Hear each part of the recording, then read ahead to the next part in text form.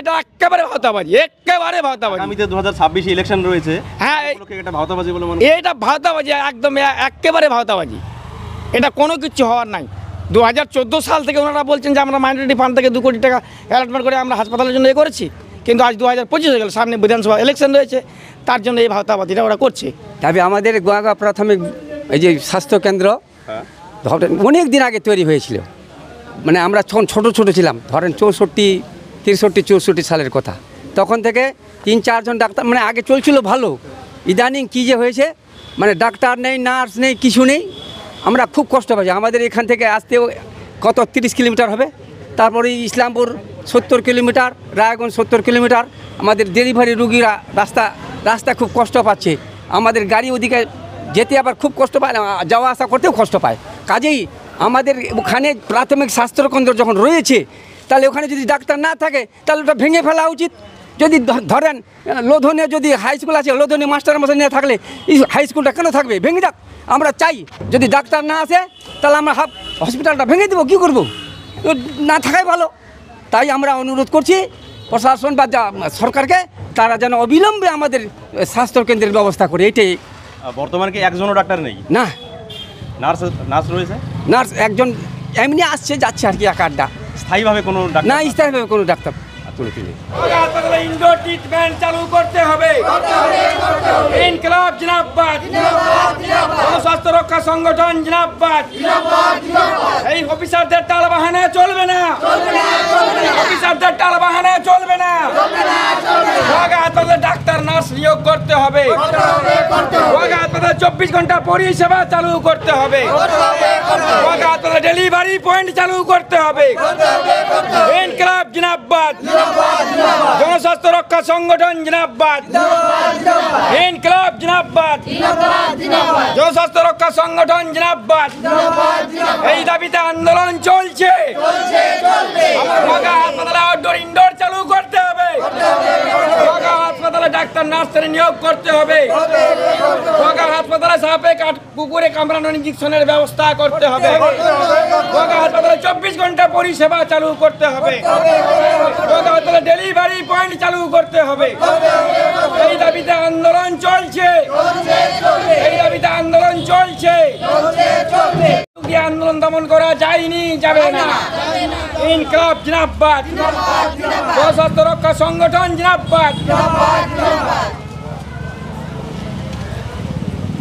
আজকে এই যে আপনারা আন্দোলন করছেন, এখানে আপনাদের মূলত কি দাবি রয়েছে? তবে আমাদের গোয়াগা প্রাথমিক এই যে স্বাস্থ্যকেন্দ্র অনেক দিন আগে তৈরি হয়েছিল, মানে আমরা যখন ছোটো ছোটো ছিলাম, ধরেন 63-64 সালের কথা, তখন থেকে 3-4 জন ডাক্তার, মানে আগে চলছিল ভালো। ইদানিং কী যে হয়েছে, মানে ডাক্তার নেই, নার্স নেই, কিছু নেই, আমরা খুব কষ্ট পাচ্ছি। আমাদের এখান থেকে আসতেও কত 30 কিলোমিটার হবে, তারপরে ইসলামপুর 70 কিলোমিটার, রায়গঞ্জ 70 কিলোমিটার। আমাদের ডেলিভারি রুগীরা রাস্তা খুব কষ্ট পাচ্ছে, আমাদের গাড়ি ওদিকে যেতে আবার খুব কষ্ট পায়, যাওয়া আসা করতেও কষ্ট পায়। কাজেই আমাদের ওখানে প্রাথমিক স্বাস্থ্যকেন্দ্র যখন রয়েছে, তাহলে ওখানে যদি ডাক্তার না থাকে তাহলে ওটা ভেঙে ফেলা উচিত। যদি ধরেন লোধনে যদি হাই স্কুল আছে, লোধনে মাস্টার মশাই নিয়ে থাকলে এই হাই স্কুলটা কেন থাকবে? ভেঙে যাক। আমরা চাই যদি ডাক্তার না আসে তাহলে আমরা হসপিটালটা ভেঙে দেবো, কী করবো? না থাকাই ভালো। তাই আমরা অনুরোধ করছি প্রশাসন বা সরকারকে, তারা যেন অবিলম্বে আমাদের স্বাস্থ্যকেন্দ্রের ব্যবস্থা করে। এইটাই। বর্তমানে কি একজনও ডাক্তার নেই? না, নার্স রয়েছে, নার্স একজন এমনি আসছে যাচ্ছে আর কি, এক আড্ডা। স্থায়ীভাবে কোনো ডাক্তার? না, স্থায়ীভাবে কোনো ডাক্তার। আমার নাম হেমন্ত কুমার সিংহ। গোয়াগা হাসপাতালে ডাক্তার চাই, নার্সিং চাই। আচ্ছা, আপনাদের এখানে ডেলিভারি পয়েন্টের একটা দাবি রয়েছে? রয়েছে, হ্যাঁ রয়েছে। এতে কি আমাকে লাগে সমস্যা আছে, তো আমি ডাক্তার নার্স চাই গোয়াগার হাসপাতালে, যাতে ওখানে ডেলিভারি পয়েন্টও ব্যবস্থা করা হয়। এটা আপনার দাবি, তাই তো? আপনার নাম? গীতা রানী সিং। আপনি বলুন আপনাদের কী দাবি রয়েছে? দেখুন, আমরা তো 2012 সাল থেকে এই গোয়াগা হাসপাতালে 24 ঘন্টা পরিষেবা, রোগী ভর্তি, ডেলিভারি পয়েন্টের চালুর দাবিতে আমরা আন্দোলন করছি। বহু জায়গায় আমরা আন্দোলন করেছি, সিএমএইচকে ডেপুটেশন, বিএমএইচকে ডেপুটেশন এবং ঘড়িমোড়ে 36 ঘন্টা অবস্থান করা হয়েছিল। এই অবস্থানের মধ্য দিয়ে আমরা কিছুদিনের মধ্যে 24 ঘন্টা পরিষেবা, রোগী ভর্তির ব্যবস্থা পেয়েছিলাম। 1 থেকে 1.5 বছরের পরে আমরা 10টা বেডশিটও পেয়েছিলাম, রোগী ভর্তির ব্যবস্থাও ছিল, ডেলিভারি পয়েন্ট চালুও ছিল। কিন্তু গত 3 মাস ধরে 3 বছর ধরে আমাদের গোয়াগাঁও হাসপাতালে কোনো ডেলিভারি পয়েন্ট চালু নেই, রোগীর ভর্তির ব্যবস্থা নেই। আমাদের পঞ্চায়েতের আন্ডারে যে একটা অ্যাম্বুলেন্স দেওয়া হয়েছিল এমপি ফান্ড থেকে, সেটাও ভেঙে শেষ করে দেওয়া হয়েছে। এটার জন্য আমরা দীর্ঘদিন ধরে লড়ছি। গত 8/9/2025 তারিখে সিএমএইচকে আমরা ডেপুটেশন দিয়েছি। সিএমএইচ বলেছেন আমরা গোয়াগাঁও হাসপাতালে সপ্তাহে 2 দিন ডাক্তার পাঠাতাম। এখন বর্তমানে গোয়াগাঁও হাসপাতালে 3 দিন ডাক্তার পাঠানো হচ্ছে। তখন আমি ওনাকে বলি, আপনি স্যার মন্ত্র পড়ছেন না কথা বলছেন? বলে কেন? রেগে বলছেন কেন? আমি বললাম আমি গোয়াগাঁও হাসপাতালের লোক, আমি গোয়াগাঁও হাসপাতালেই থাকি, আপনি বলছেন সপ্তাহে 3 দিন ডাক্তার যায়, অথচ 4 মাস ধরে আমাদের গোয়াগাঁও হাসপাতালে কোনো ডাক্তার আসে না।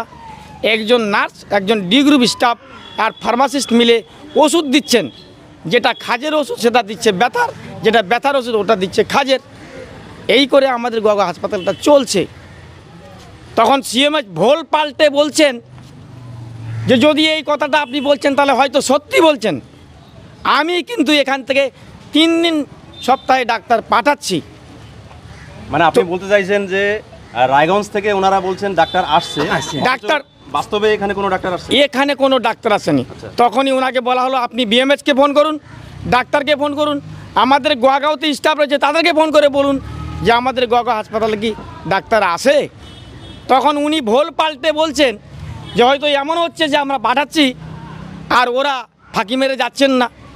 যদি এরকম ব্যাপারটা হয়ে থাকে তাহলে আমরা আগামী সপ্তাহ থেকে সপ্তাহে 3 দিন ডাক্তার পাঠাবো। আর বর্তমানে 24 ঘন্টা পরিষেবা ডেলিভারি পয়েন্টটা আমরা চালু করতে পারছি না। কেন? যে আপনাদের গোয়াগাঁও হাসপাতালে থাকার মতো ব্যবস্থা নেই ডাক্তার নার্সদের। আমাদের কথা হচ্ছে কিন্তু 3 বছর আগে কি করে চালু হয়েছিল? যদি থাকার ব্যবস্থা নাই তাহলে কি করে 24 ঘন্টা পরিষেবা রোগী ভর্তির ব্যবস্থা ছিল? কি করে ডেলিভারি পয়েন্ট চালু ছিল? আর ওরা আমাদের বারবার বলছেন ওই গোয়াগাঁও হাসপাতালে নতুন ভবন হবে, তারপরে 24 ঘন্টা পরিষেবা হবে, ডেলিভারি পয়েন্ট চালু হবে। কিন্তু বিষয় এটা না, এটা আমাদেরকে বোকা বানানো হচ্ছে। 2014 সালে সিএমএইচ আমাদের কথা দিয়েছিলেন যে স্বাস্থ্য ফান্ডের টাকা নাই, আমরা মাইনরিটি ফান্ড থেকে 2 কোটি টাকা করে আমরা গোয়াগাঁও হাসপাতালে বিল্ডিং তৈরি করব। হয়তো 1-2 বছরের মধ্যে আপনাদের 24 ঘন্টা পরিষেবা রোগী ভর্তি এবং ডেলিভারি পয়েন্ট চালু হবে। কিন্তু 2014 থেকে আজ 2025 আজও পর্যন্ত আমাদের বিল্ডিং দাবি পূরণ হয়নি। গত 11 তারিখে আবার আমরা গোয়াগাঁও বাজারে অবস্থান করি এবং 12 তারিখে বিএমএইচকে চিঠি করা হয় যে আমরা 25 তারিখে আপনাদের কাছে ডেপুটেশন আমরা দেব। কিন্তু আজ বিএমএইচ ফাঁকি মেরে বলছেন আমি অফিসে আছি, আমি আজ আপনাদের ডেপুটেশন আজকে নিতে, পুজোর আগে আমরা ডেপুটেশন নিতে পারছি না। তাই আমরা আজকে আপনাদের কাছে সাক্ষী থাকলাম যে আজকে আমাদের ডেপুটেশন দেওয়ার কথা, আমরা চিঠি করেছি কিন্তু বিএমএইচ নেই। তাহলে আমরা আজকে বলে যাচ্ছি পুজোর পরে আমরা বৃহত্তর থেকে বৃহত্তর আন্দোলন নামতে বাধ্য হয়ে যাব। এখন বিএমএইচ কথা বলছেন আপনারা ডাক্তারের জন্য বলছেন, আপনাদের তো গোয়াগাঁওতে কাজ আপনাদের শুরু হয়ে গেছে। কি কাজ শুরু হয়েছে? ওই যে বোরিং দিয়ে পাইপ মানে মাটি বের করা হয়েছে, ওটার পরীক্ষা হবে, তারপরে বিল্ডিং হবে, তারপরে আপনাদের ওই 24 ঘন্টা পরিষেবা ডেলিভারি পয়েন্ট চালু হবে। এই যে বোরিং দিয়ে মাটি গর্ত করার কাজ শুরু হয়েছে, এটাও কি একটা ভাওতাবাজি বলে? না না, এটা একেবারে ভাওতাবাজি, একেবারে ভাওতাবাজি। আগামীতে 2026 ইলেকশন রয়েছে, হ্যাঁ এটা ভাওতাবাজি বলে মনে? এটা ভাওতাবাজি, একদম একেবারে ভাওতাবাজি। এটা কোনো কিছু হওয়ার নাই। 2014 সাল থেকে ওনারা বলছেন যে আমরা মাইনরিটি ফান্ড থেকে 2 কোটি টাকা অ্যালটমেন্ট করে আমরা হাসপাতালের জন্য করেছি, কিন্তু আজ 2025 হয়ে গেল, সামনে বিধানসভা ইলেকশন রয়েছে, তার জন্য এই ভাওতাবাজিটা ওরা করছে। আপনার নাম? আমার নাম ফণেশ সিংহ, আমি জনস্বাস্থ্য রক্ষা সংগঠনের সম্পাদক।